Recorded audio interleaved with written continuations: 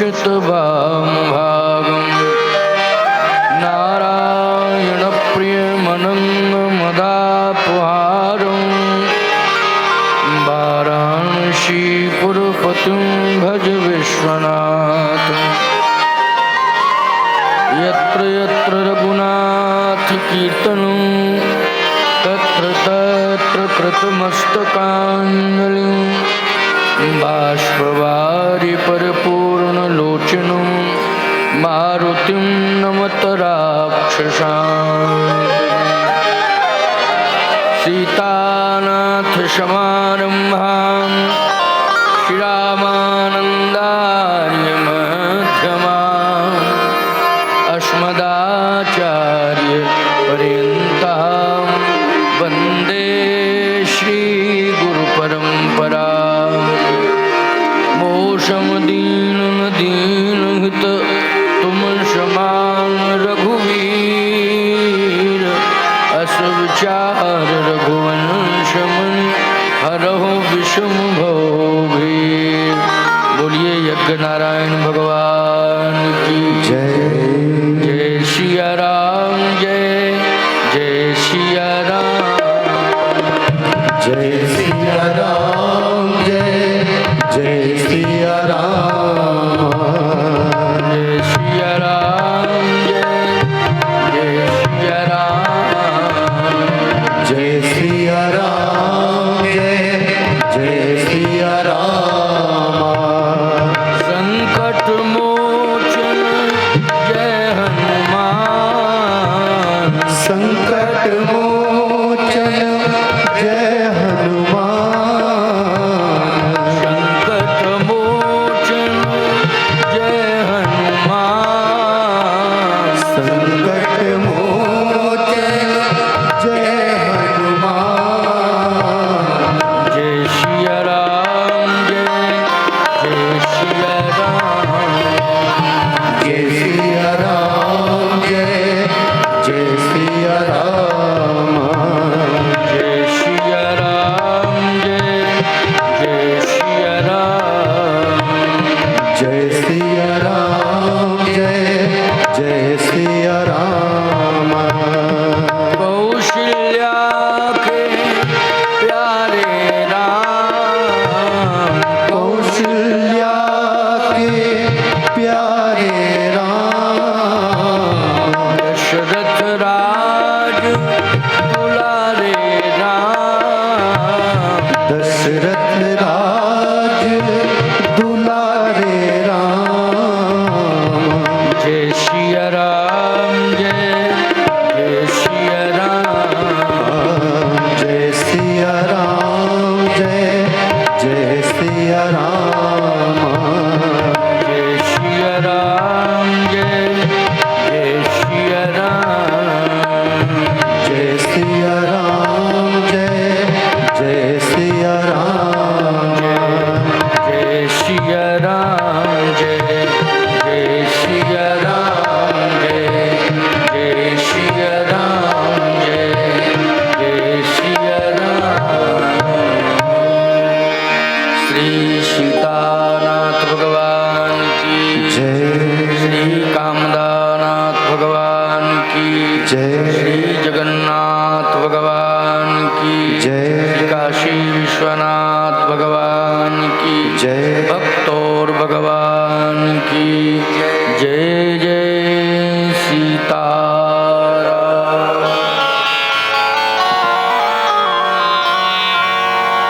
प्रिय श्रद्धालुजनों, श्रद्धामयी माताओं एवं बहनों, आज हम सब एक सौभाग्य से परम सौभाग्य की ओर जा रहे हैं। सौभाग्य से परम सौभाग्य की ओर जा रहे हैं। इन शब्दों पर जरा ध्यान रखना। सौभाग्य क्या है? सौभाग्य हमारा यह है कि हम भारत में जन्म लिए, ये सौभाग्य है। सौभाग्य मेरा यह है कि हम हिंदू सनातन संस्कृति में पैदा हुए। सौभाग्य हमारा यह है कि हमें गंगा, यमुना, सरस्वती, माँ नर्मदा के परम पावन जलपान करने का स्वर्णिम अवसर प्राप्त हो रहा है। ये हमारा सौभाग्य है।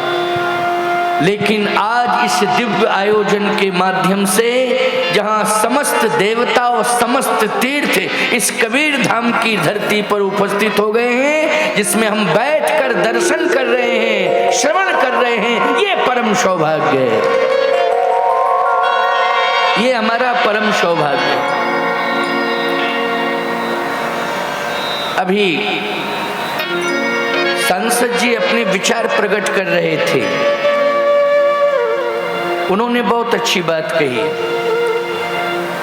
इस आयोजन के आयोजक गणेश तिवारी जी ने भी विनम्रता पूर्वक आप सबसे अनुरोध भी किया, प्रार्थना भी की कि आप सब हमारे मेहमान हैं। ये कितनी सुंदर सोच। इस आयोजन के प्रति सभी का समर्पण होना ही चाहिए, क्योंकि ये आयोजन केवल छत्तीसगढ़ के लिए ही नहीं है, केवल भारत के लिए ही नहीं है। भारत हमारा इतना उदार है कि ये विश्वनाथ की भूमि है, इसलिए विश्व कल्याणार्थ यज्ञ हो रहा है, पूरे विश्व के कल्याण के। जिसमें अभी अभी ज्योतिष पीठाधीश्वर श्री शंकराचार्य जी का पदार्पण हुआ। आज ही वो प्रस्थान किए और जब मैं आ रहा था उनका प्रस्थान हो रहा था। दोनों जगत गुरुओं का मिलन हो गया। काफी देर तक बैठ करके वार्ता हुई। दिल्ली में एक बैठक होनी है 11 जून को। उसमें शंकराचार्य जी ने कहा आपको भी रहना है मेरे साथ, और गौ माता को राष्ट्र माता घोषित करना है। राष्ट्र माता घोषित करना है गौ माता। एक गांव से लेकर के, जिले से लेकर के, प्रदेश से लेकर के राष्ट्र तक, ग्राम से लेकर के राष्ट्र तक गौ माता जब राष्ट्र माता हो जाएंगी तो याद रखना इस धरती पर किसी की हिम्मत नहीं पड़ेगी कि हमारी गौ माता पर कोई आंख उठा करके बार और प्रहार कर सके। किसी की हिम्मत नहीं होगी। संवैधानिक तरीके से उनको सुरक्षण और संरक्षण मिलना चाहिए। ये हमारा अधिकार है। हम अपने अधिकार की मांग करेंगे। हमारा अधिकार है, हम अपने अधिकार की मांग करेंगे। यति चक्र धर्म सम्राट पूजपाल करपात्री जी महाराज ने इस अभियान को गति दी थी और समस्त आचार्यों ने, धर्माचार्यों ने महाराज श्री का सहयोग किया था। और समय समय पर आचार्य धर्माचार्य जो भी आते रहे हैं और आगे रहेंगे, वो गौ माता के सम्मान के लिए सतत संकल्पित रहेंगे और सुरक्षण संरक्षण के लिए सतत प्रयत्नशील रहेंगे। छत्तीसगढ़ में गौ माता का विशेष सम्मान है, ये तो मानना पड़ेगा। जितना गौ माता का सम्मान, संरक्षण, सुरक्षण छत्तीसगढ़ में है, भारत के अन्य राज्यों में है। लेकिन श्रद्धा भाव और सुरक्षण, संरक्षण, पालन पोषण की अधिकता अगर देखी गई है तो भारत देश में एक राज्य है, वो विशेष रूप से छत्तीसगढ़ राज्य है, जिसमें गौ माता के प्रति आज भी समर्पण है। मैं चाहता हूं कि पूरे भारत में होना चाहिए। गौ माता का सम्मान पूरे भारत में होना चाहिए। विश्व हिंदू परिषद के अध्यक्ष कौन है, प्रदेश के क्या है, चंद्रशेखर जी बैठे वर्मा। आपने भी एक निवेदन किया है अभी अभी मुझसे, उस पर मैं विचार कर रहा हूँ। एक बैठक हो रही है और उसमें भी हमारे सनातन संस्कृति, गौ माता, भारत माता का सम्मान, स्वाभिमान, गौ माता का सम्मान, स्वाभिमान और सनातन का सम्मान, स्वाभिमान, और जितने भी भक्त रह रहे हैं उन सभी का सम्मान और स्वाभिमान कैसे सुरक्षित रहे, इस पर विशेष परिचर्चा हो। आज इस आध्यात्मिक आयोजन में हमारे योग गुरु जी का भी बहुत बड़ा योगदान है, बाबा रामदेव जी का। निश्चित रूप से वो एक प्रेरक बन गए इस आयोजन के। ये गणेश तिवारी जी तो हरिद्वार गए थे, इन्होंने अपने वातावरण की चर्चा की और भी कुछ ऐसी बातें बताई जिसमें धर्म का संरक्षण सुरक्षण सुरक्षित कैसे रहे इस पर चर्चा हुई। तो उन्होंने कहा नहीं कवर्धा में एक आयोजन करिए और उस आयोजन में मेरा आशीर्वाद रहेगा, ये उन्होंने अपने शब्दों में कहा था। ये वीडियो वायरल भी हुआ था, मुझे भी बताया था। और भगवान की कृपा हुई, वो तो विशेष व्यस्त महात्मा हैं, अनेक सेवा प्रकल्प उनके चल रहे हैं पूरे विश्व में अंतर्राष्ट्रीय स्तर पर। लेकिन मेरा विश्वास है कि वो अगर ज़्यादा समय नहीं दे पाएंगे तो थोड़ा सा समय जरूर देंगे, उन्हें आना चाहिए, आएंगे, ऐसा मेरा विश्वास है भगवान की कृपा। क्योंकि नहीं तो कोई संदेश उनका पहले आ चुका है, आज भी आएगा बीच में संदेश कुछ ना कुछ, और भगवान ने चाहा तो वो भी आएंगे। राजीव लोचन दास जी श्रीमद् भागवत की कथा कह रहे हैं और ये ऊर्जावान संत हैं, इनकी मेधा ये केवल छत्तीसगढ़ तक सीमित नहीं है, हर राज्य में इनका प्रवेश हो गया है। मैं तो इनको छत्तीसगढ़ से ही ले गया था, इनका जन्म तो छत्तीसगढ़ में हुआ। इनकी आयु भी उस समय मात्र 14-15 वर्ष की थी जब इनके माता पिता ने मुझे सौंपा था। और आज मैं देख रहा हूँ कि एक बालक को मैंने अपने हाथों में लिया था, लेकिन भगवान की ऐसी कृपा हुई है कि सरस्वती जी की कि बहुत ही सुंदर, चाहे श्रीमद् भागवत हो, चाहे राम कथा हो, चाहे अन्य पुराण हो, सभी पर इनका अधिकार है। बहुत अच्छा आशीर्वाद। यज्ञाचार्य के सहित जितने भी वैदिक विद्वान यहाँ आए हैं, मैं क्रमशः सभी का नाम नहीं ले सकता हूँ, लेकिन सामूहिक रूप से सभी को आशीर्वाद दे रहा हूँ और उनके साथ मेरी अनंत शुभकामनाएं हैं। बहुत बहुत मंगल हो। हमारे संचालन में मेघानंद जी संचालन कर रहे हैं, बहुत अच्छे ऊर्जावान पंडित हैं ये, बहुत बढ़िया आशीर्वाद है मेरा। आप सभी को क्रम से कहाँ तक नाम लूँ, मेरी अगवानी में सभी ने समय दिया और अभी जब मैं आया तो उसके पहले से मेरी सेवा के लिए विशेष रूप से दायित्व राजेश शुक्ला को दिया गया था कि महाराज जी का समय समय पर संपर्क करना, महाराज जी से कहाँ पहुँच रहे हैं, कहाँ आ रहे हैं। लगातार कई दिनों से संपर्क में हैं और संतोष जी तो मेरी याद हमेशा ही करते रहते हैं कि महाराज जी कहाँ आ रहे हैं, कथा कहने के लिए पहुँचते जरूर हैं। आप सभी भक्त भी बहुत जिज्ञासु हैं। अभी एक विशेष बात बताई गई कि तुलसी दल जहाँ होता है वहाँ तुलसी दल के प्रभाव से संत भी पहुँचते हैं, भगवंत भी पहुँचते हैं। ये बात अभी बताई। तुलसी की बड़ी महिमा है। मैं एक बात कहता हूँ, माताओं के लिए सबसे बड़ा आधार तुलसी है। बोलो है कि नहीं? पूजा की विशेष विधि ये नहीं जानती हैं, सामान्य ज्ञान रखने वाली हैं, लेकिन घर में अगर तुलसी है तो बड़ी भक्ति भाव से पूजा करती हैं। क्यों भाई करती हैं? कि इनके लिए पूजा का सबसे बड़ा आधार है तुलसी माँ।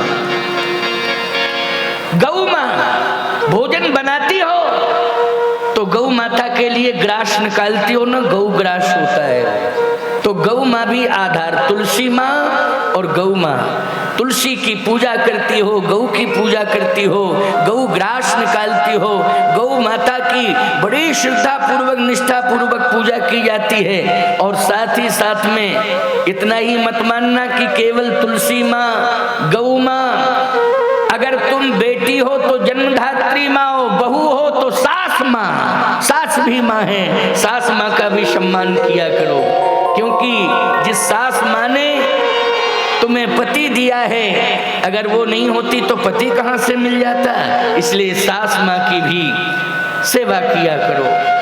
छत्तीसगढ़ में तो हमेशा सेवाएं होती रहती हैं और सेवा की प्रधानता है। संत आ जाएं तो विशेष रूप से सेवा की जाती है। लेकिन वातावरण को शुद्ध करने के लिए सबसे पहले, पर्यावरण को बुलाने के लिए सबसे सशक्त यदि कोई औषधि है तो तुलसी है। रोग प्रतिरोधक क्षमता दूर करने वाली अगर कोई सशक्त औषधि है तो वो तुलसी है, और अनंत रोगों को दूर करने वाली गौ माँ, जिसके गौमूत्र में न जाने कितने प्रकार के रोगों को दूर करने की क्षमता, गौ माँ के दूध में कितने प्रकार के रोगों को दूर करने की क्षमता, ये सारे के सारे दिव्य औषधि युक्त आज हमें आध्यात्मिक प्रकल्प मिले हैं, हम लोग सदुपयोग नहीं कर पा रहे हैं, ये दुर्भाग्य है। लेकिन राम कथा का मंच आज संकेत दे रहा है कि तुलसी के कारण ही हनुमान जी महाराज विभीषण के पास पहुंचे। किसके कारण पहुंचे? तुलसी के कारण। बड़ा प्रसिद्ध दुआ है, सुनिए। रामायुध अंकित ग्रहे शोभा बरनी न जाय, नव तुलसी का वृंद तह देख हरस कपि राय। पूरी लंका भ्रमण करने के बाद एक ही जगह हनुमान जी प्रभावित हुए, वो जहां तुलसी थी। हनुमान जी को बड़े बड़े सोने के भवन दिखाई दिए, लेकिन हनुमान जी प्रभावित नहीं हुए। लेकिन जहां तुलसी थी वहां हनुमान जी देख करके प्रभावित हो गए कि निश्चित रूप से यहाँ मुझे भक्तिमय वातावरण मिलेगा, मुझे संपर्क करना चाहिए। एक बात और आपको बता दें, हमारे जीवन में अगर हमें सफलताएं प्राप्त करनी है तो एक संत की खोज करनी चाहिए। देखो, सफलता का राज मैं आपको बता रहा हूं। सफलता प्राप्त करनी है तो हमें खोज किसकी करनी है? हमें एक संत की तलाश करनी है, संत की खोज। आज लोग खोज तो करते हैं, सफलता प्राप्त करने के लिए व्यापार की खोज करते हैं, इससे धनार्जन होगा, हमें सफलता मिलेगी। एक खोज का तरीका ये भी है। दूसरा खोज का तरीका क्या है लोगों का? लोग खोजते हैं, क्या खोजते हैं? बोले लोग ये खोजते हैं कि कोई हमें अच्छा मित्र मिल जाए और वो मित्र हमारा साथ दे दे तो हमें सफलता मिल जाएगी, तो एक मित्र खोजते हैं। वो लोग खोजते हैं कि नहीं? बहुत से लोग ये भी सोचते हैं कि हमारे जीवन को सफल बनाने में सारथी की भूमिका का निर्वाह करती है एक नारी, पत्नी के रूप में मुझे एक नारी मिल जाए तो वो हमारा सहयोग करेगी तो हमें सफलता मिल जाएगी। पत्नी की खोज करते हैं लोग, व्यापार की खोज करते हैं लोग, रोजगार की खोज करते हैं। मैं एक बात कहता हूँ, पत्नी की खोज क्या करना, ये तो विधि का विधान है, वो तो होगा ही पूरा। क्यों भाई? विधि का विधान है। भारतीय संस्कृति में पत्नी पाणी ग्रहण से हमें प्राप्त होती है, विधि के विधान से हमें प्राप्त होती है। बोलो, होती है कि नहीं? ये संस्कारों से प्राप्त होती है। ब्रह्मा इसके जिम्मेवार हैं, हमें बहुत ज्यादा प्रयास करने की जरूरत नहीं है। विधि का विधान है, वो पूरा होगा ही होगा। मैं एक बात कहना चाहता हूं, लक्ष्मी की बात। लोग धन की तलाश करते हैं कि धन कैसे मिलेगा, इसके लिए प्रयत्न करना चाहिए। मैं एक बात कहता हूं, धन आराम से मिल जाएगा, प्रयास नहीं करना पड़ेगा। बोले इसके लिए करना क्या पड़ेगा? गोस्वामी जी कहते हैं एक ही तरीका है। क्या? कि जहां सुमति, जहां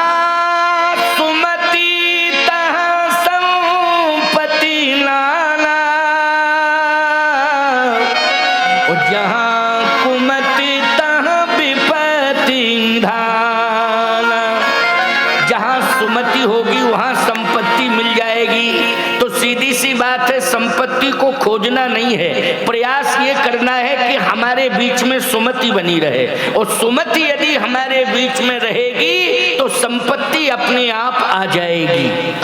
बोलो भाई। और सही कह रहा हूं आपसे, यदि हमने अपने जीवन में सत्कर्म किया है तो ब्रह्मा निश्चित रूप से ऐसा साथी मुझे दे देंगे। पाणी ग्रहण में मुझे ऐसी धर्म पत्नी मिल जाएगी जो सीता बन करके हमें सफलता प्रदान कराएगी। ऐसी सफलता प्रदान प्रदान कराएगी। ये विधि का विधान है, हमें सत्कर्म करना चाहिए। निश्चित रूप से सदग्रहणी हमको मिलेगी, अवश्य मिलेगी, जो हमारा अंतिम श्वास तक साथ देगी। हमारे अंदर सुमति होगी तो लक्ष्मी भी हमें मिलेगी और अंतिम श्वास तक लक्ष्मी मेरा साथ देगी, क्योंकि सुमति के धरातल का निर्माण हमें करना चाहिए। किस धरातल का निर्माण? सुमति के धरातल का निर्माण करना चाहिए। लक्ष्मी कहीं नहीं जाएगी, वहीं सुमति के धरातल पर सदा निवास करेगी। अब बोलो, ये तरीके मैंने बताए कि नहीं बताए आपको? लेकिन प्यारे, सबसे बड़ी बात यह है, प्रयास करना है हमें संत की तलाश के लिए। प्रयास किसके लिए करना है? संत की तलाश के लिए, संत मिल जाए। और सुनो मेरी बात को, ब्रह्मा की बात छोड़ो, विधाता भी चाहता है कि हमें एक संत मिल जाए। ब्रह्मा की बात नहीं कर रहा हूं मैं, उस ब्रह्म की बात कर रहा हूं जो पूर्ण ब्रह्म है। वो भी चाहता है कि हमें क्या मिल जाए? एक संत मिल जाए। अब बताओ कितनी बड़ी कीमत है। विधाता के हाथ में ब्रह्मांड है, ब्रह्मांड में सब कुछ है, लेकिन उस ब्रह्मांडाधिपति के मन में भी इच्छा है कि मुझे एक संत मिल जाए। बोलो है कि नहीं? लोग एक बात कहते हैं कि महाराज जी, भगवान राम अयोध्या में जन्म लिए, दशरथ जी के पुत्र बन गए, तो दशरथ जी महाराज चाहते थे वो राजा बन जाए। नहीं नहीं, उन्हें सिंहासन नहीं चाहिए। ये बात तो बिल्कुल अल्प बुद्धि वाली मानी जाएगी, बहुत हल्की बात होगी। उन्हें सिंहासन नहीं चाहिए। अच्छा एक बात बताओ भैया, जो ब्रह्मांडाधिपति है तो ब्रह्मांड के अंदर ही अयोध्या है कि अलग से अयोध्या है? ये बताओ। ब्रह्मांड के अंदर, ब्रह्मांड निकाया निर्मित माया, रोम रोम प्रति वेद कहे, नेति नेति कहे वेद निरूपा। तो जब वो ब्रह्मांडाधिपति है तो ईमानदारी से बताओ, ब्रह्मांड के अंदर अयोध्या है कि? फिर वो अयोध्या में तो इसलिए आया कि वहां भक्ति का वातावरण था, तो उतरने का एक पॉइंट चुन लिया अयोध्या के इस स्थल पर मैं उतरूंगा। क्यों भाई? जहां पर पूरी तरह से, अच्छा भाई एक बात बताओ, हेलीकॉप्टर किसी विशेष व्यक्तित्व का उतरता है तो पहले जगह का सर्वे होता है कि नहीं? किसी प्रकार का कोई खतरा तो नहीं है, कैसी स्थिति है, क्या कंडीशन है, रिपोर्ट मिलनी चाहिए। रिपोर्ट यहाँ से जाती है, फिर वो सारा सिस्टम तैयार किया जाता है, फिर सुरक्षित ढंग से उस हेलीकॉप्टर को वहां उतारा जाता है। ठीक है ना? मैं एक बात कहना चाहता हूं, परमात्मा को भी उतारना है धरती पर, तो परमात्मा को कौन उतारेगा? कहा परमात्मा को उतरने के लिए महात्मा ने यज्ञ के माध्यम से रिपोर्ट दी।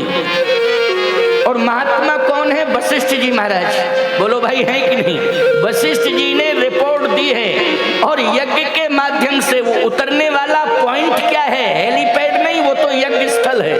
क्यों भाई? परमात्मा को उतारने वाला पॉइंट क्या है?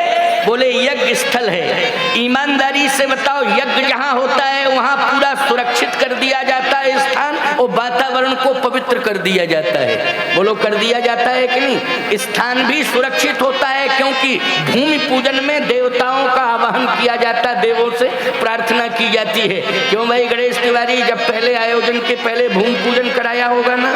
भूमि पूजन कराया। देखो आप लोग भी कोई भी कार्यक्रम करते हो, बड़ा कार्यक्रम तो भूमि पूजन कराते हो। गांव में यज्ञ होता है, पहले भूमि पूजन होता है कि नहीं होता है? होता है। आप सबने स्वीकार किया।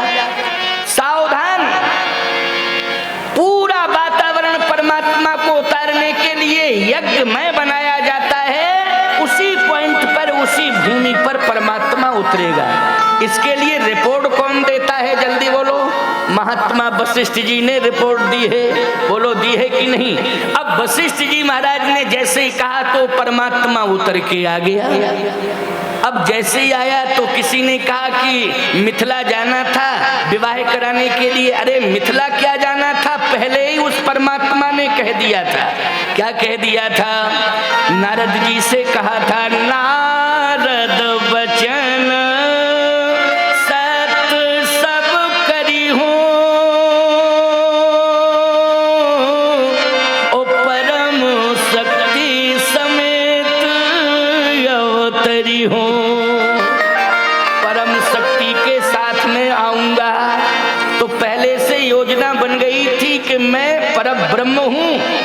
शक्ति सीता है। राम कौन है? परम ब्रह्म है। तो सीता कौन है? परम शक्ति है। परम शक्ति समेत अवतरी हो। तो सीधी सी बात यह है कि उस परम शक्ति को पाने के लिए जिसकी स्वयं की परम शक्ति है, आह्लादनी शक्ति, परम शक्ति, श्री जानकी आदि शक्ति है, लेकिन वो परमात्मा को महात्मा की तलाश करनी पड़ी कि जब तक तुम मध्यस्थता नहीं करोगे तब तक मुझे वह भी प्राप्त नहीं हो सकती है। इसलिए एक महात्मा का आवाहन करना पड़ा और वो महात्मा विश्वामित्र जी महाराज। बोलो प्रमाण मिला कि नहीं? एक एक प्रमाण देता जा रहा हूं। बात समझ में आ रही है कि नहीं आ रही है? जितने लोग बैठे हैं वास्तव में बात समझ में सबके आ रही है। और खास तौर से मैं देख रहा हूं मातृ शक्ति तो इतनी शांत मुद्रा में बैठ के कथा सुन रही है ये कि न हिल रही न डुल रही। बोलो सफलता मिल गई कि नहीं मिल गई? ये सफलता मिल गई है। नहीं तो यह कहते कहते परेशान हो जाते, सब हो जाते, चाहे हम होते, चाहे संचालक होते, चाहे आयोजक होते। बैठिए बैठिए, शांत रहिए। कोई कह रहा है लेकिन शांति से बैठी हैं। ये सफलता ही तो है प्यारे। मैं कह सकता हूं जितना अनुशासन धर्म पैदा कर सकता है उतना अनुशासन कानून पैदा नहीं कर सकता है। मैं बहुत चैलेंज के साथ कह रहा हूं, कानून उतना अनुशासन नहीं दे सकता है जितना अनुशासन धर्म दे सकता है। बोलो भाई क्यों? कानून बाद में चेतावनी देता है और धर्म पहले ही चेतावनी दे देता है कि गलत काम नहीं करने देंगे हम तुम्हें, हम तुम्हारे साथ हैं। बोलो भाई। और कानून कहता है कि तुम गलत काम करके आए हो, हम तुम्हें सजा देंगे देंगे देंगे। और धर्म कहता है हम तुम्हें गलत काम नहीं करने देंगे, नहीं करने देंगे, नहीं करने देंगे। तो बोलो रोकने वाला, गलत काम को रोकने वाला बड़ा है कि बाद में सजा देने वाला बड़ा है? जल्दी बता दो जरा। रोकने वाला बड़ा है। इसलिए धर्म में और कानून में यही डिफरेंस है, धर्म में और कानून में यही अंतर है। तो ईमानदारी से बताओ, ये जो अनुशासन आज हमें इस सभा के अंदर दिखाई दे रहा है, पूरी सभा के अंदर डिसिप्लिन अनुशासन दिखाई दे रहा है, इसके मूल में कौन है? हमारा सनातन धर्म है प्यारे, जो सभा को अनुशासित किए हुए है, सुरक्षित और संरक्षित किए हुए है। आज संत की जरूरत तो ब्रह्म परब्रह्म को पड़ गई और विश्वामित्र जी जैसा इस धरती पर उतरने के लिए उस ब्रह्म ने वशिष्ठ जी को चुना और परम शक्ति सीता को पाने के लिए विश्वामित्र जी को चुना। अब हम क्रम से बताते जा रहे हैं कि संत कहाँ कहाँ सहयोग किस तरह से चुना है संत को। विश्वामित्र जी महाराज यज्ञ के बहाने ले गए भैया, लेकिन यज्ञ के बाद अगर मिथिला की बात विश्वामित्र जी कह रहे थे तो राम जी कह सकते थे कि गुरुजी बात यह है कि यज्ञ तक की शर्त हुई थी कि यज्ञ की रक्षा करनी है। अब यज्ञ पूरा हो गया, अब आगे किया जाए कि इसमें आपकी क्या आज्ञा है? क्योंकि गुरु की आज्ञा के साथ पिता की भी आज्ञा जुड़ी रहती है कि नहीं रहती है? मैं स्पष्ट रूप से कह रहा हूँ, प्रातः काल उठ के रघुनाथा मातु पिता तब गुरु ना वही माता। इसका मतलब है माता पिता का भी योगदान है कि नहीं? अगर माता पिता को अलग कर दिया जाए, केवल गुरु गुरु गुरु गुरु कह करके समर्पण कर दिया जाए और माँ बाप को अलग कर दिया जाए, तो एक बात मैं बताता हूँ, यदि गुरु में गुरुत्व है तो ऐसे शिष्य को वो स्वीकार नहीं करेगा। जो माँ बाप को नहीं मानता है, गुरु कहेगा मैं भी उससे कुछ भी नहीं मानता हूँ। अगर गुरु में गुरुत्व है तो, और गुरु अगर गुरु नहीं है, गुरु है, हाँ गुरु, तो फिर वो कहेगा किसी को मत मानो, जो है सो हम हैं, आओ कोई मानने की जरूरत नहीं। नहीं नहीं, यहाँ तो परमात्मा मातु पिता गुरु ना वही माता, माता पिता गुरु, इसके बाद परमात्मा, इसके बाद कौन है? परमात्मा। तो विश्वामित्र जी महाराज ने यज्ञ पूरा किया। यज्ञ तो बहाना था, लेकिन सही बात तो यह है कि मिथिला में किशोरी जी को, सीता जी को पाना था और साथ में संत का सहयोग लेना था। बिना संत के सफलता मिलती नहीं है। इसलिए गुरु के रूप में विश्वामित्र जी को भी चुना, वशिष्ठ जी को भी चुना। संत भी हैं और गुरु भी हैं। और आपको मालूम होना चाहिए, मिथिला में जब प्रवेश किया तो वहां भी संत इकट्ठे हो गए। जितने भी तीर्थ थे सब तीर्थों के संत आ गए, मिथिला में सब इकट्ठे हो गए, संत ही संत इकट्ठे हैं। एक बात और बताएं आपको, भगवान श्री राम भगवान तो हैं ही, लेकिन भगवान के साथ एक विशेषता और जुड़ी है। क्या जुड़ी है? बोले सबको कहीं राम सुचि साधु, सबको कहीं, सारे लोग कहते हैं राम साधु है। इसका मतलब है राम जी भगवंत हैं, राम जी संत भी हैं। क्यों भाई, प्रमाण मिला कि नहीं? राम जी साधु हैं।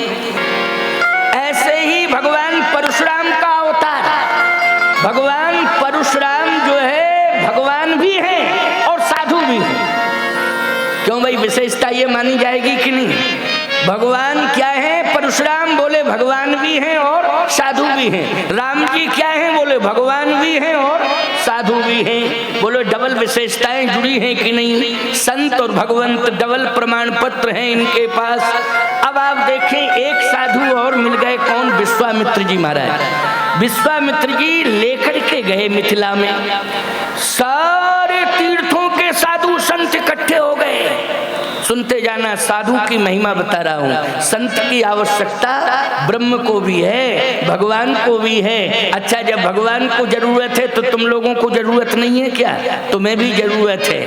और आज तुम्हें जरूरत थी, तभी तो भगवान ने आज तुम्हें ऐसा स्वर्णिम अवसर दे दिया है। ये विराट आध्यात्मिक आयोजन धर्म सभा जो अद्वितीय है, अनूठी है, अनुपम है, ऐसे में संत दर्शन का सौभाग्य दे दिया है। आज तुम संत दर्शन कर रहे हो, ये सौभाग्य मिल गया है, भगवान ने दिला दिया है।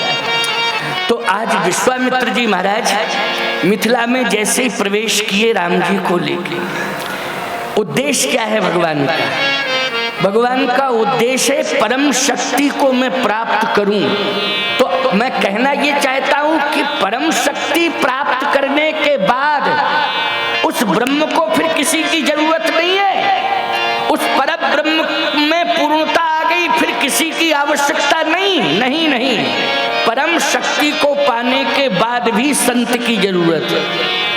मैं ये बताना चाहता हूं, चाहे जितने शक्तिमान बन जाओ तुम, चाहे जितने ताकतवर बन जाओ प्यारे, लेकिन एक संत की तलाश करो।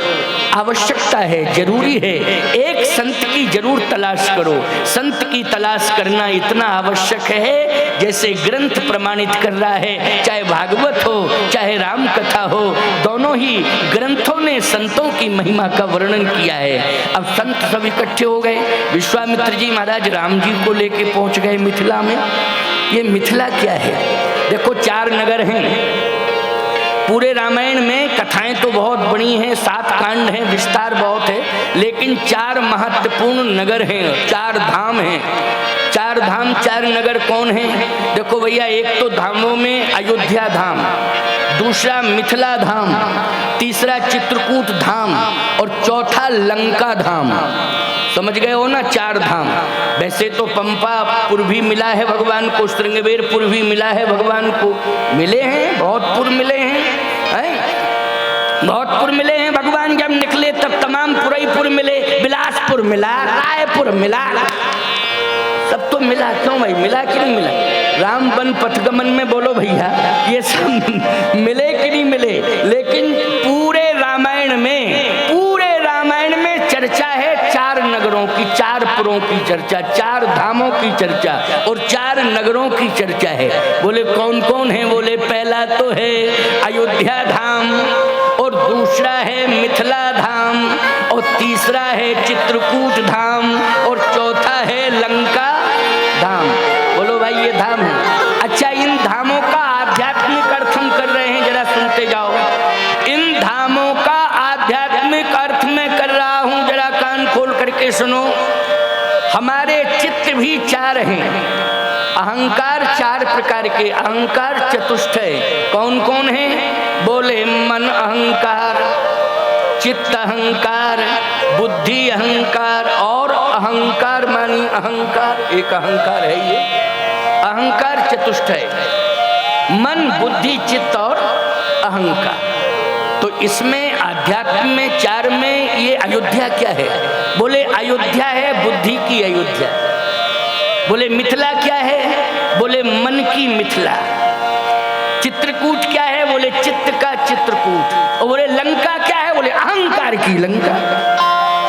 क्यों भाई? चारों हो गए कि नहीं? मन बुद्धि चित्त और अहंकार।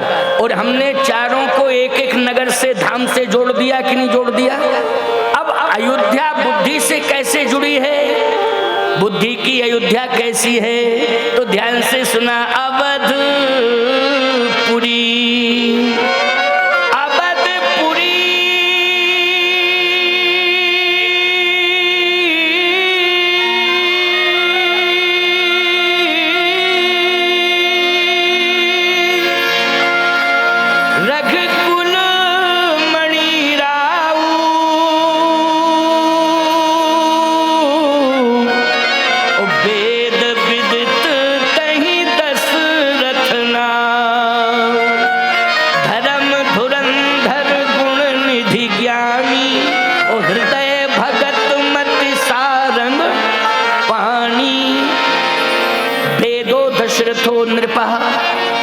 वहां का जो सम्राट है वो वेद है। और वेद का संबंध बुद्धि से है कि नहीं? जल्दी बोलो। वेद का संबंध किससे है? बुद्धि से है। वहां का सम्राट कौन है? बोलो। वहां का सम्राट वेद है, वेद। वेद सम्राट। हाँ, कौन? वेदो दशरथो नृपः। अच्छा बोलो भाई, सम्राट कौन है? महाराज दशरथ है। और दशरथ को आध्यात्म रामायण में वेद कहा गया है। और आध्यात्म की ही व्याख्या कर रहे हैं। आध्यात्म में चारों नगरों को मैंने जोड़ा कि नहीं जोड़ा? आध्यात्म जगत में मैंने अयोध्या को बुद्धि से जोड़ा। बुद्धि की अयोध्या ये आध्यात्म है। मन की मिथिला ये आध्यात्म है। चित्त का चित्रकूट ये आध्यात्म है। और अहंकार की लंका ये आध्यात्म है। आध्यात्म रामायण में वेदो दशरथो नृपः। महाराज दशरथ को वेद कहा है। वेद है ये। और वेद का अर्थ है बुद्धि। बोलो भाई, वेद पर, वेदों पर वही भाष्य कर सकता है जो सरस्वती पुत्र होगा, जिसका जो बुद्धिमान होगा। तो महाराज दशरथ वहां के सम्राट हैं। ये है कौन? वेद। वेद है। इसका मतलब है कि बुद्धि की अयोध्या। अच्छा, मन की मिथिला क्या है? आपको मालूम होना चाहिए। अयोध्यावासी जितने भी हैं वो सब सम्राट महाराज श्री दशरथ के समर्थक हैं। और सभी महाराज दशरथ को दुआएं देते हैं कि महाराज दशरथ करोड़ों वर्ष तक जीवित रहें। बोलो, समर्थन का प्रभाव है नहीं कि आयु के लिए दुआएं दे रहे हैं। पूरी जनता आयु के लिए दुआ दे रही है। आज तो बड़ी विषम परिस्थिति है। आज आयु के लिए दुआ कोई नहीं दे रहा है। सब यही कह रहा है ये जल्दी मर जाए, कुर्सी खाली हो गए, हम बैठे हैं। कोई दुआ नहीं दे रहा है कि आयु बढ़े। क्यों भाई? समस्या इसी बात की तो है। मैं जितनी बात कह रहा हूं उतनी क्लियर ही कह रहा हूं। बोलो भाई, कह रहा हूं कि नहीं? इसलिए समस्या। लेकिन अयोध्या वो है, याद रखना। अयोध्या क्या है? अयोध्या की पूरी जनता एक स्वर में कह रही है कि मेरे महाराज सम्राट चक्रवर्ती इतने बुद्धिमान हैं, करोड़ों वर्ष तक जीवित रहे हैं, करोड़ों वर्ष तक जीवित रहे। धन्य है अयोध्या की जनता। लेकिन अयोध्या की जनता से भी श्रेष्ठ जनता मिथिला की है। मिथिला की जनता कैसी है? बोले मन की मिथिला है, इसलिए जनता के मन में निर्मलता है। मिथिला में जितने भी आबाल वृद्ध नर नारी हैं उनमें क्या है? निर्मलता है। बोले निर्मल मन जन सो मोहि पावा, ओ मोहि कपट छल छिद्र न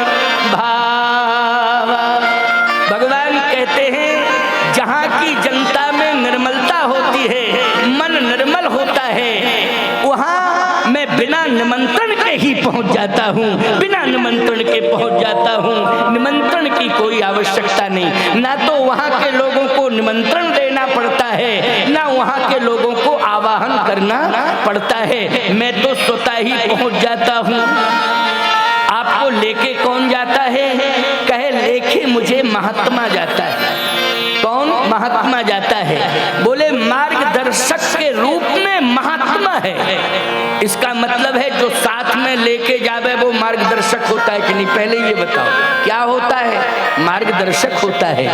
भगवान राम मिथिला किसके साथ पहुंचे? विश्वामित्र जी के साथ। तो मार्गदर्शक की भूमिका में कौन है?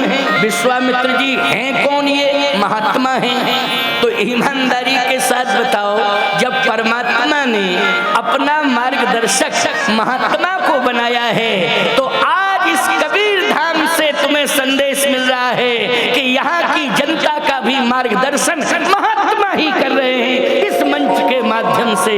इसलिए सावधानी से सुनना, तुम्हारा ये कबीर धाम अयोध्या धाम भी बन गया और मिथिला धाम भी बन गया है, क्योंकि यज्ञ के माध्यम से परमात्मा संतों के प्रयास से अयोध्या में उतर के आया है और संतों के मार्गदर्शन से पहुंचा कहाँ है? मिथिला में। ये चर्चा हो रही है। अब एक एक बात सुनते जाना, क्योंकि अभी 6:03 हुए हैं। 6:30 तक प्रवचन करूंगा, फिर आरती होगी, फिर प्रस्थान तो वही 7 तो बज ही जाएगा, है ना?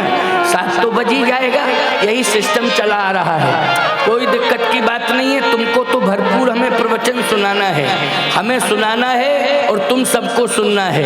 चिंता मत करो, वातावरण भी अनुकूल है, ठंडी ठंडी हवा भी है और पंखा कूलर भी चल रहे हैं। बोलो चल रहे हैं कि नहीं? लेकिन हम अपना कूलर बंद करवाए हैं। क्यों? आपको क्यों कूलर बंद क्यों कराए? इसलिए कि तुम्हारे पीछे तुमको सफलता दिलाने में हम अपना पसीना निकाल देंगे, लेकिन तुम्हें सफलता दिलाएंगे, भगवत प्राप्ति कराएंगे। हमारा पसीना निकल जाए, हम पसीना निकाल देंगे और निकाल ही रहे हैं। क्यों भाई, निकाल रहे हैं कि नहीं? जल्दी बोलो। धन्य है भारत देश, जहां धर्माचारी ज्ञान का प्रसारण कर रहे हैं और यहाँ की जनता ज्ञान को सुन रही है। ये ज्ञान की सप्लाई हो रही है। बोलो ये भारत है। दुनिया के लोगों कान खोल करके सुन लो, यही भारत है। ये सोशल मीडिया के माध्यम से, यूट्यूब चैनल के माध्यम से पूरी दुनिया में ये संदेश जा रहा है। पूरी दुनिया में ये संदेश जा रहा है कि भारत में ज्ञान की सप्लाई है। बोलो किसकी सप्लाई हो रही है? ज्ञान की सप्लाई हो रही है। लेकिन शर्म करो पाकिस्तान के लोगों, तुम आतंकवादियों की सप्लाई कर रहे हो। चुल्लू भर पानी में डूब करके तुम्हें मर जाना चाहिए। क्यों भाई? तुम आतंकवादियों की सप्लाई कर रहे हो, तुम्हें तो जिंदा रहने का कोई अधिकार नहीं है। चुल्लू भर पानी में डूब करके मर जाना चाहिए। इसलिए आज भाग्यवानों, भगवान से प्रार्थना करो, मैं भी दुआएं देता हूं कि दोबारा भी जन्म हो तो भारत की भूमि पर तुम्हारा जन्म हो और मार्गदर्शक के रूप में महात्मा मिले और ऐसे विशाल आध्यात्मिक आयोजन मिले। और धन्य है गणेश तिवारी, तुमने अगर लक्ष्मी जी की कृपा अगर तुम्हारे ऊपर हुई है तो तुमने लक्ष्मी जी को आज भगवान से जोड़ दिया है, यज्ञ भगवान से जोड़ दिया है।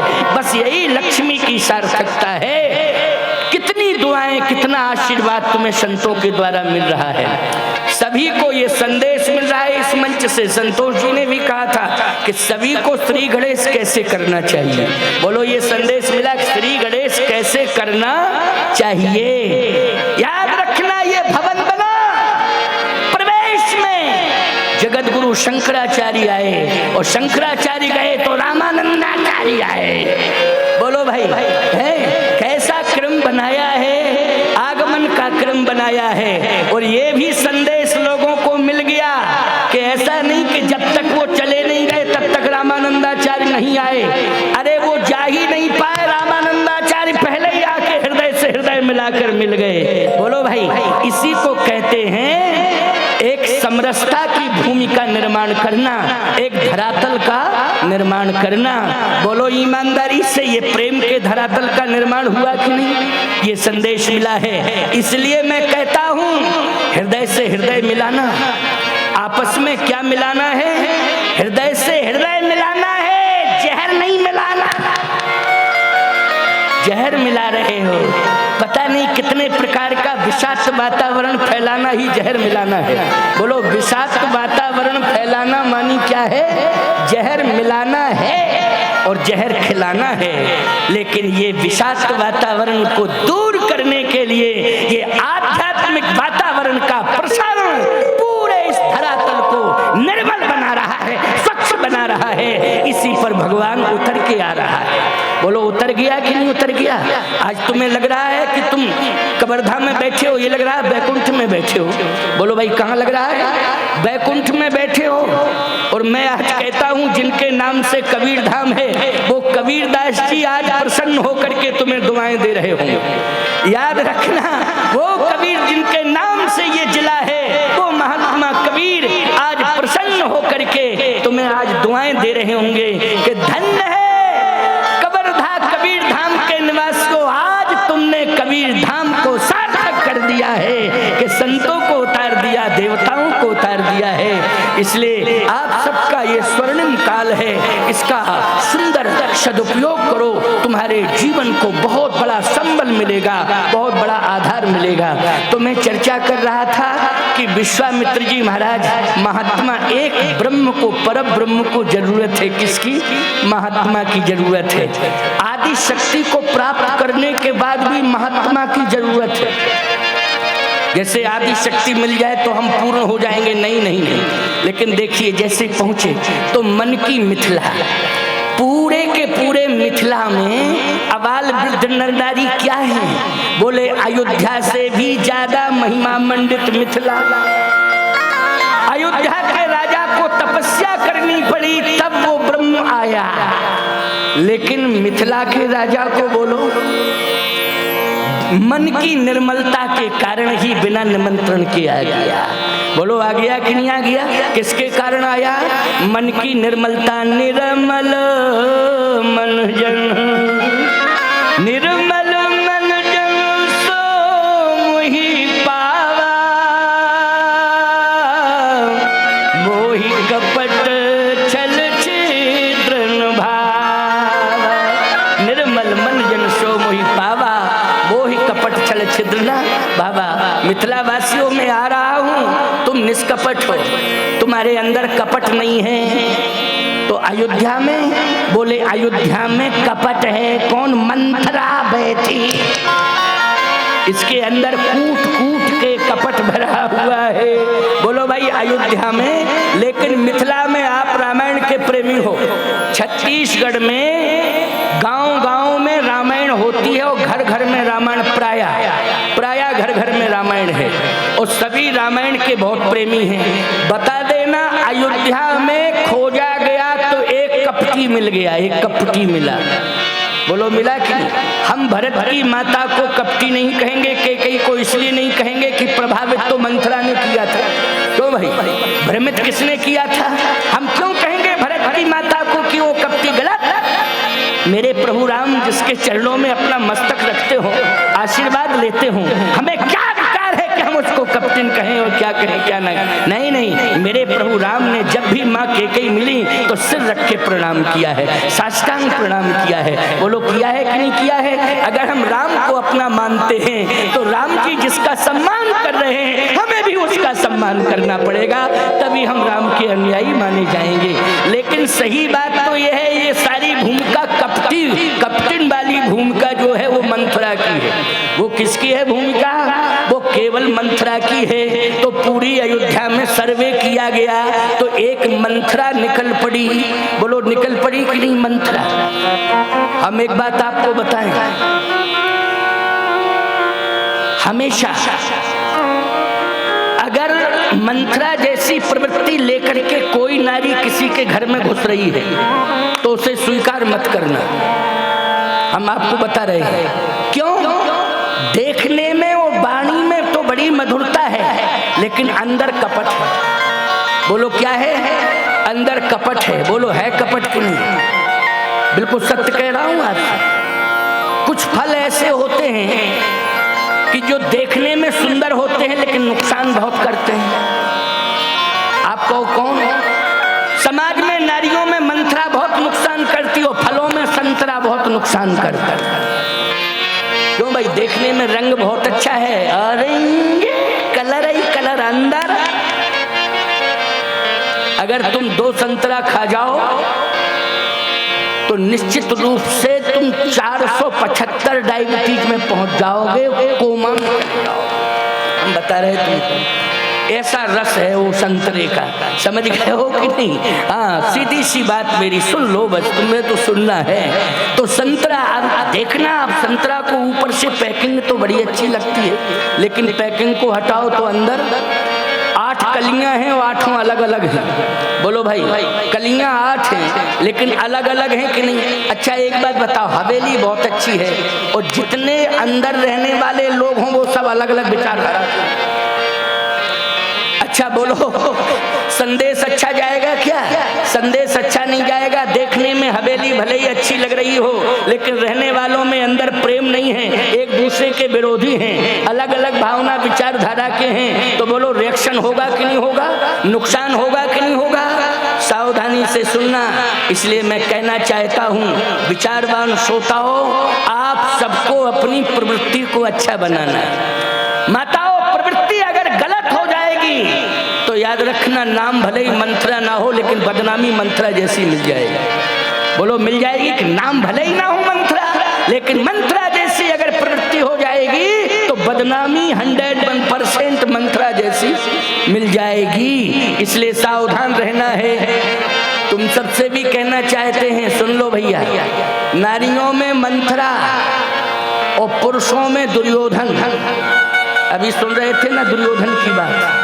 दुर्योधन, आपको महाराज ये दुर्योधन क्या है? दुर्योधन का अर्थ क्या है जानते हो? दुर्योधन का अर्थ है जो धन का दुरुपयोग करे, वो दुर्योधन है। और बोलो, घर के अंदर अगर दुर्योधन रहता है, धन का दुरुपयोग करेगा, तो ईमानदारी के साथ बताओ विनाश होगा कि नहीं होगा घर का? आज आप देख रहे हो धन का दुरुपयोग करने वाले दुर्योधन बहुत हो गए हैं। जो धन का दुरुपयोग कर रहे हैं, ये लक्ष्मी है, सदुपयोग करो।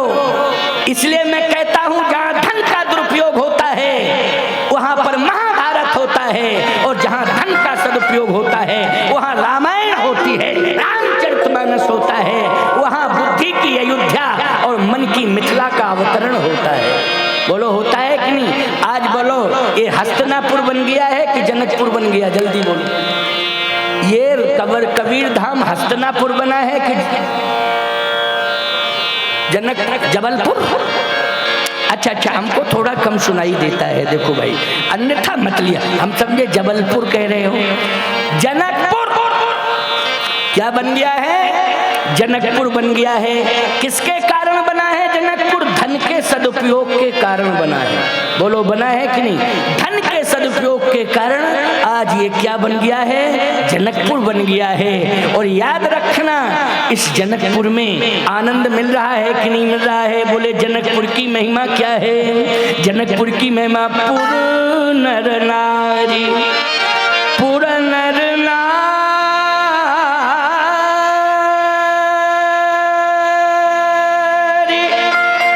सुभग सुचि संता,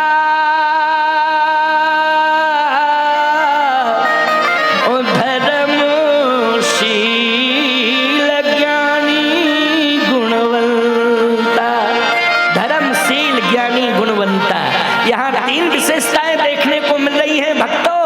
आज तुम मेरे सामने बैठे हो, पहले तो धर्म दिखाई दे रहा है तुम में। बोलो भाई, हाथ जोड़ करके बैठे हो, क्या दिखाई दे रहा है? जल्दी बोलो। धर्म, यह है जनकपुर की पहचान। शील, इतनी सरलता और सहजता दिखाई दे रही है, घर में पहुंच जाओगे तुरंत रूप बदल जाएगा। बोलो बदल जाएगा कि? घर में पहुंच जाओगे रूप बदल जाएगा, लेकिन आयोजन में आते ही स्वभाव बदल बदल जाता है प्यारे, प्रवृत्ति बदल जाती है और आपके अंदर क्या आ जाती है? सरलता आ जाती है। बोलो है सरलता कि नहीं? धर्मशील ज्ञानी गुणवंता, ज्ञान भी आ गया। क्यों? सुन रहे हो ज्ञान, पचा रहे हो। बोलो भाई, सुन रहे हो तो पचा रहे हो ज्ञान, इसलिए ज्ञानी भी हो गए। तुम सब जनकपुर के वासी बन गए कि नहीं? इसलिए पुर नर नारी सुभग सुचि संता और धर्मशील ज्ञानी गुणवंता। आप कहोगे महाराज जी तो पूरे मिथिला में सब ऐसे अबाल वृद्ध नर नारी थे। हाँ, बच्चे भी इन्हीं सद्गुणों से युक्त थे, बच्चे भी इन्हीं सद्गुणों से युक्त थे। और आज देखो माताएं अपने बच्चों को साथ में लिए हैं, लेकिन कोई किसी भी प्रकार का कोई कौतूहल नहीं है। बोलो है कौतूहल क्या?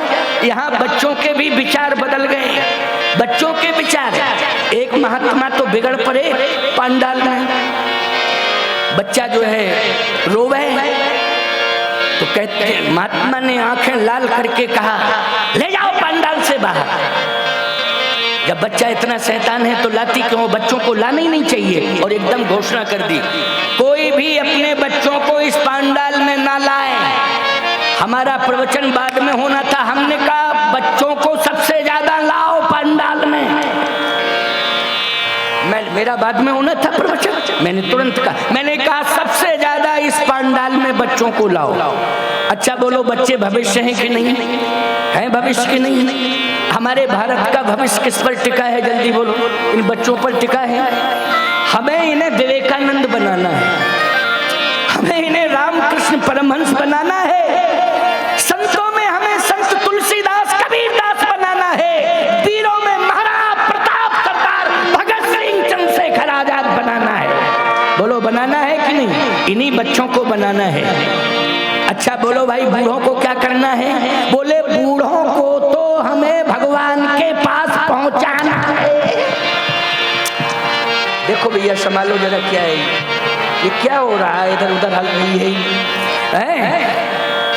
अच्छा एक बात बताओ, बूढ़े सब यही सोच रहे हैं भगवान के पास हमें पहुंचा दो प्रभु, भगवान मिल जाए, भगवान मिल जाए। गलत कह रहा हूं क्या मैं? बूढ़ों को हमें भगवान के पास पहुंचाना है, इन्हें भगवान मिल जाए। लेकिन याद रखना ये जितने भी बच्चे हैं हमें इन्हें सुंदर संस्कार देकर महान बनाना है और पूरे भारत को इनके हाथों में सौंपना है। संभालो संभालो संभालो संभालो।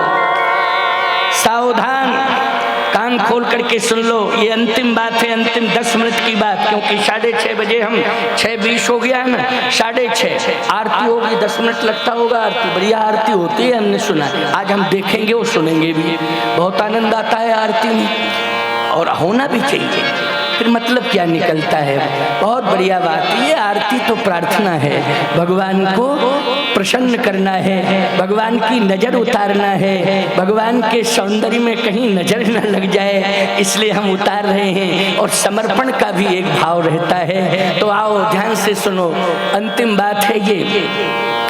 विश्वामित्र जी महाराज ने देखा कि पूरे नगर में महात्मा ही महात्मा। खोज की कि कोई एकाध असंत मिल जाए, कोई असंत मिल जाए, पता लगाओ। पूरा पता लगाया। किसने लगाया पता? बोले विश्वामित्र जी राम जी से कह रहे जाहे देखिया वहु नगर। क्यों भाई? नगर देखने का मतलब है पता लगाओ कौन कैसा है। जाहे देखिया वहु नगर सुख निधान दो भाई। फिर देखा नहीं मिथिला की मर्यादा है तो कहा राम भ्रमण तो करना ही है, लेकिन सुफल करो सबके नयन सुंदर बदन दिखाए। जाओ राम भ्रमण करके आओ, पूरे नगर का हालचाल लेकर मुझे सुनाओ। नगर का हालचाल क्या है? भैया राम जी गए, लक्ष्मण जी को साथ में लेके गए, छोटे भैया हैं। मिथिला की गलियों में जब प्रवेश किया तो वातावरण बहुत अच्छा था। इसलिए मैं कहता हूं कबीर धाम को मिथिला धाम से जोड़े रखना। कबीर धाम को किससे? मिथिला धाम से जोड़े रखना मानी वातावरण। कबीर धाम जिला है और मैं केवल एक नगर की बात नहीं कर रहा हूँ, कवर्धा नगर की बात नहीं कर रहा हूँ, जिले की बात कर रहा हूँ। तो ईमानदारी से बताओ, यहाँ केवल कबीर धाम जिले के ही श्रोता नहीं हैं, लगभग छत्तीसगढ़ के बहुत सारे समीपस्थ जिलों के लोग भी यहाँ बैठ करके कथा सुन रहे हैं। लेकिन मैं कहता हूँ कि हर जिले को किस वातावरण से जोड़ना है, भगवान राम यही देखने जा रहे हैं। अब देखिए माताएं ध्यान से इस बात को सुनेंगी, क्योंकि तुम्हारे लिए तो बहुत बड़ी सीख है, बहुत बड़ी शिक्षा है। और हम चाहते हैं कि आप मिथिला की महान नारी बनो। कहाँ की? मिथिला की। अच्छा बोलो, सीता जी को किसने दिया था? मिथिला ने दिया था। बोलो, सीता जी को किसने दिया था? मिथिला ने दिया था। और मैं एक बात कहता हूँ, नाम किसी का कुछ भी हो, लेकिन सबसे पहले श्री लगाया जाता है अगर सम्मान देना चाहते हो तो। और अगर सम्मान नहीं देना चाहते हो तो डायरेक्ट नाम श्री नहीं। तो सम्मान नहीं दोगे तो ईमानदारी से बताओ, शिष्ट विशिष्ट नहीं माने जाओगे। वो व्यक्ति किसी को सम्मान नहीं देता, इसलिए श्री पहले लगाया जाता है। बोलो, ये श्री कहाँ से मिली है? मिथिला से मिली है। बोलो, श्री मानी सीता, श्री मानी लक्ष्मी और श्री मानी सीता। ये सीता कहाँ से मिली है? बोले, मिथिला से मिली है। इसलिए माताओं, जहाँ पर वातावरण मिथिला जैसा होगा, वहाँ निश्चित है कि बेटियां भी सीता जैसी जन्म लेंगी, सीता जैसी बेटियों का जन्म होगा। वातावरण कैसा है सुनो जरा। गए भगवान राम, बोले सुंदर कितने हैं राम जी? राम जी लक्ष्मण जी दोनों सुंदर हैं। अच्छा, दो भाई अयोध्या में रह गए हैं, भरत और शत्रुघ्न। तो अगर देखा जाए तो चारों सुंदर। अच्छा भैया, सुंदर ही सुंदर ना हो, चरित्रवान भी हो। तो सुंदर ही सुंदर हो जाओ तो खतरा बढ़ जाएगा, और सुंदरता के साथ चरित्र जुड़ जाएगा तो याद रखना सम्मान सुरक्षित हो जाएगा, स्वयं का और पूरे समाज का, कुल खानदान का। बोलो, होगा कि नहीं? तो भगवान राम की विशेषता क्या है? पढ़ो रामायण। बोले, चारऊ रूप शील गुण धामा। बोलो, विशेषताएं है ना।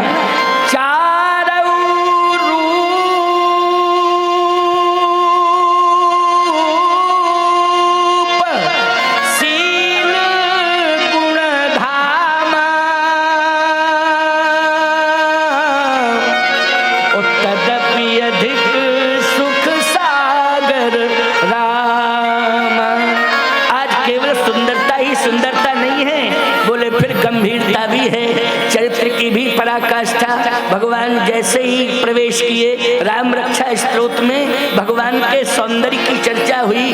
तरुणौ रूप संपन्नौ सुकुमारौ महाबलौ। बोलो भाई, कैसे हैं? तरुण हैं, रूप संपन्न हैं। आज हम देख रहे हैं कि तरुण नौजवान व्यक्ति का रूप बिगड़ रहा है, रूप बिगड़ रहा है नौजवान का रूप। बच्चे का तो सुंदर रूप है क्योंकि उसमें दोष नहीं होता है। बच्चे का रूप कितना सुंदर होता है, याद रखना। एक झोपड़ी में भी बच्चा पैदा होता है तो कितना सुंदर लगता है। बोलो भाई, लगता है कि नहीं? क्योंकि उसमें दोष नहीं होता है। लेकिन जैसे ही जवानी आती है वैसे ही रूप बिगड़ जाता है। बोलो, बिगड़ जाता है कि नहीं? क्यों? कारण ये है कि जवानी में हमारे जीवन में नाना प्रकार के मादक पदार्थ हमें घेर लेते हैं और हावी हो जाते हैं हमारे ऊपर। बोलो, हो जाते हैं ना? कौन हो जाते हैं? मादक पदार्थ। अच्छा, एक बात बताएं आपको, मौसम्मी का एक रस पिलाओ, एक गिलास रस मौसम्मी का किसी को पिलाओ। एक गिलास मौसम्मी का रस नौजवान को पिलाओ, एक गिलास अनार का रस नौजवान को पिलाओ। जैसे ही पिएगा तैसे ही मुस्कुराहट आ जाएगी। क्यों भाई, आ जाएगी कि नहीं आ जाएगी? मुस्कुराहट आ जाएगी। और एक गिलास शराब का पिलाओ तो आंखें निकालेगा, खाने के लिए दौड़ता। बोलो, डिफरेंस तुरंत ऑन स्पॉट पे डिफरेंस। बोलो, है कि नहीं? बोलो, है कि नहीं? रस ने मुस्कुराहट दे दी, लेकिन शराब ने सारी सुंदरता मुस्कुराहट छीन ली। बोलो, छीन ली कि नहीं छीन ली? पूरी अशांति हमारे अंदर आ गई। अंतड़ियां भी निकलने वाली हैं, आंखें भी निकलने वाली हैं, दिमाग ज्यादा प्रभावित बोलो नौजवान हो रहा है कि नहीं हो रहा है? बोलो रूप बिगाड़ रहा है। रूप मत बिगाड़ो देश के नौजवानों, देश के नौजवानों, रूप मत बिगाड़ो। अगर पीना ही है तुम्हें तो ऐसा पदार्थ पियो, ऐसा पदार्थ पियो जिसका नशा कभी जीवन में उतरे ना। ऐसा नशा, बोले कौन सा? जाम पर जाम पीने से क्या फायदा, जाम पर जाम पीने से क्या फायदा। रात को पी सुबह उतर जाएगी, लेकिन अपने मोहन से, अपने राघव से, अपने संतों से, अपने सत्संग से ऐसी लगन लगा सारी जिंदगी नशे में गुजर जाएगी, सारी जिंदगी नशे में गुजर जाएगी। एक घड़ी आधी घड़ी आदो में पुनियाद, तुलसी संगत साधु की हरे कोट अपराध। बोलो कितना बड़ा प्रभाव है। इसलिए मिथिलानियों में और मिथिला के नागरिकों में किसका नशा है?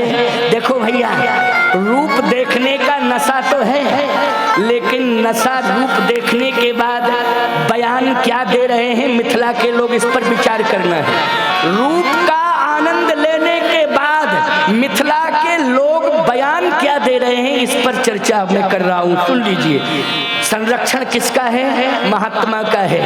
आज्ञा से भ्रमण कर रहे हैं, बिना आज्ञा के नहीं, आज्ञा पाई है तभी भ्रमण के लिए जा रहे हैं। गोस्वामी जी कहते हैं भगवान राम प्रणाम करके चले, और जैसे ही प्रभु राम प्रणाम करके जा रहे तो जुबती भवन जरो खन लागी, और निरखई राम रूप अनुरागी। बोलो यहाँ उपासना है कि नहीं? देखने में वासना है कि उपासना? बोलो निरखई राम रूप अनुरागी। अनुराग आ गया, और जैसे ही अनुराग आया तो आपस में चर्चा करने लगी कि अपनी किशोरी जी का विवाह अगर इनके साथ हो जाए तो बहुत अच्छा रहे। अच्छा बोलो भाई, ये क्यों नहीं सोचा कि हमारी बेटी का विवाह इनके साथ हो जाए? ये भी तो सोच सकती थी, हमारी बेटी का विवाह अगर इनके साथ हो जाए तो कितना अच्छा रहे। नहीं, हमारी किशोरी जी का विवाह। बोलो भाई किसका विवाह? अभी वो मिथिलानियां नहीं जानती कि ये राजा के राजकुमार हैं, ये राजा के राजकुमार हैं कि झोपड़ी में एक गरीब के बेटे हैं, ये गरीब की संतान है कि अमीर की संतान है। अभी कोई प्रमाण पत्र मिथिलानियों को मिला नहीं है, याद रखना, अभी कोई प्रमाण पत्र नहीं मिला। लेकिन रूप को और कैरेक्टर को देख करके संपूर्ण मिथिलानियां क्या कह रही हैं? मेरी किशोरी जी का, हमारी जानकी जी का विवाह इनके साथ हो जाए। बोलो ये अच्छी सोच है कि नहीं? जल्दी बोलो, अच्छी सोच है कि नहीं? ये निर्मलता है कि नहीं? बोलो मिथिला इसी को कहते हैं कि नहीं कहते हैं? आज कितने लोग हैं समाज में जो बेटियों के विवाह में व्यवधान बन जाते हैं। विवाह की चर्चा चलती है तो न जाने कितने प्रकार की गलतियां खमियां बताने लगते हैं। हेलो, तुम जानते नहीं हो, जिंदगी भर पछताओगे और जेल में पड़े पड़े सड़ जाओगे। अरे राम राम, तुम ब्रह्मा के बाप हो गए हो क्या, जो भविष्य बताने लगे हो? क्यों भाई फालतू की बात क्यों करते हो जी? क्यों इस प्रकार की अनावश्यक रूप से हस्तक्षेप की बात कर रहे हो? खबरदार, तुम्हारे मन में गंदगी है, तुम्हारे मन में गंदगी भरी पड़ी है। इसलिए मन को साफ कर लो, मन को साफ करो, मन को निर्मल करो, तभी परिवर्तन होगा, तभी तुम्हें भगवान मिलेंगे, तभी तुम्हें सीता राम दोनों मिलेंगे। जब तुम्हारा मन निर्मल हो जाएगा। किसी की बेटी का विवाह हो रहा हो, भले ही तुम उससे दुश्मनी मानते हो, लेकिन बेटी के विवाह में कुछ नहीं दे सकते हो तो शब्दों से सहयोग कर दिया करो। किससे? शब्दों से सहयोग कर दिया करो। यही पुण्य ले लो, क्यों पाप में जा रहे हो? यही पुण्य ले लो। केवल ये छत्तीसगढ़ को नहीं सुना रहा हूँ, पूरी दुनिया को सुना रहा हूँ। ये मेरा संदेश बोलो, ये पूरी दुनिया में जा रहा है कि नहीं जा रहा है? इसलिए दुनिया वालों इस संदेश को लो। कि मिथिलानियां कहती हैं कि आज हम सब धन्य हो गए इनका दर्शन करके। ये कहां से आए, किधर से आए, कौन इनके माँ बाप है, हमें इससे कुछ लेना देना नहीं है, लेकिन इनकी सुंदरता और इनका चरित्र, इनकी गंभीरता ये बता रही है कि हमारी किशोरी जी का विवाह इनके साथ हो जाए। ब्रह्मा जी बोले चिंता मत करो, इन्हीं के साथ विवाह होगा होगा होगा।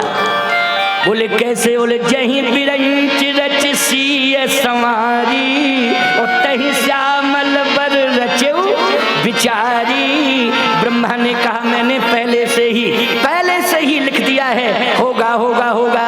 तो मिथिलानियां बोली कब होगा? ब्रह्मा बोले 6:30 बज गए, कल होगा। 6:30 बज गए, कल होगा। इसलिए 6:32 हो गए हैं। समझ रहे हो कि नहीं? पूरा 1.5 घंटा हो गया है, बोलते बोलते हो गया कि नहीं? 1.5 घंटे लगातार मैं बोला आपके बीच में, और आप भी मूर्त मंत्र तपस्या जैसी इस तरह से भावभंगिमा में बैठ करके सुनते रहे। और नित्य प्रति अब तो मैं पूरे 15 तारीख तक रहूंगा इस मंच पर।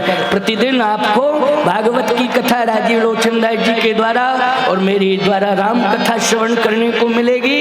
और बीच बीच में जो संत आएंगे उनका स्वागत भी होता रहेगा। और जो भी आपके जनप्रतिनिधि गण आएंगे उनके द्वारा भी निश्चित रूप से इस मंच का सम्मान होता रहेगा। उनके द्वारा भी व्यासपीठ का मंच का सम्मान, संतों का सम्मान होता रहेगा।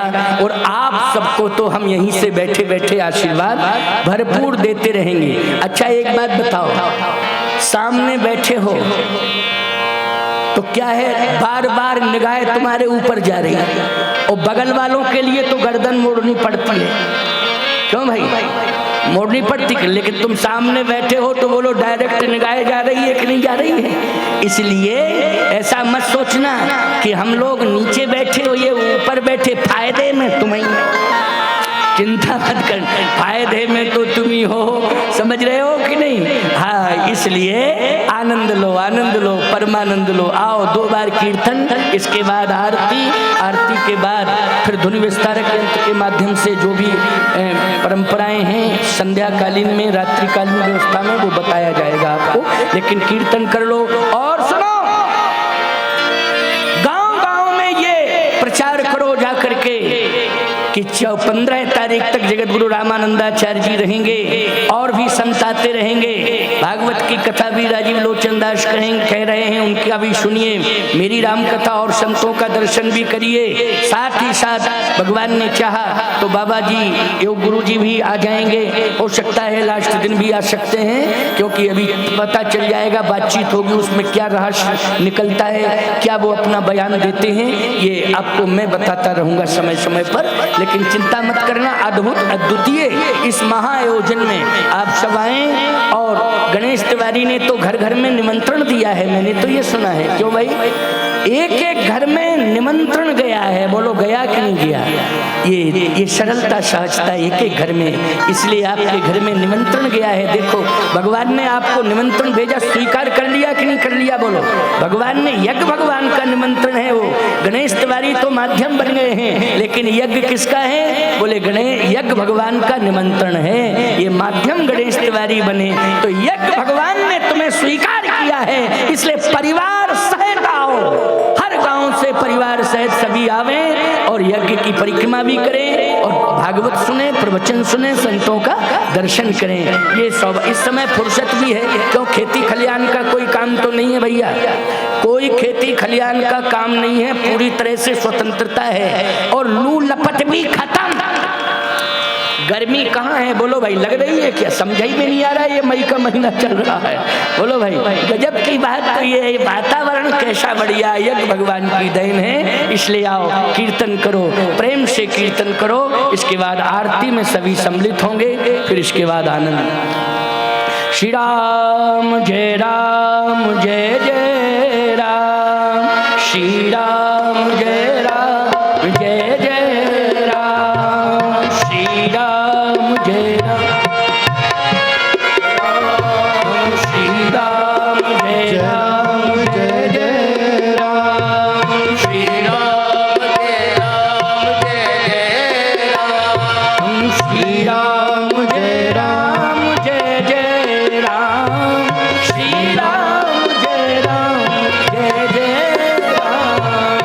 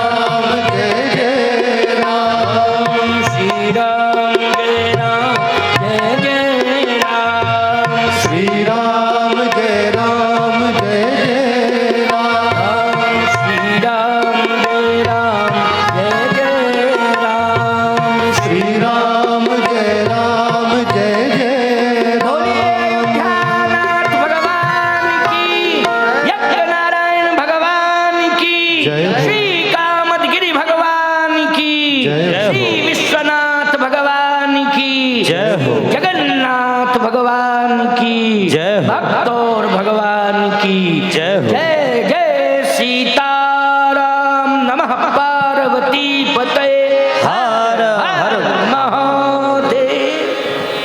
आइए श्रीमद् भागवत भगवान की मंगलमय आरती पूज्य धर्माचार्य श्री रामानंदाचार्य महाराज अपने मंच पर मंचासीन हैं। यज्ञ के प्रधान यजमान और समस्त सहयोगी गण पादुका के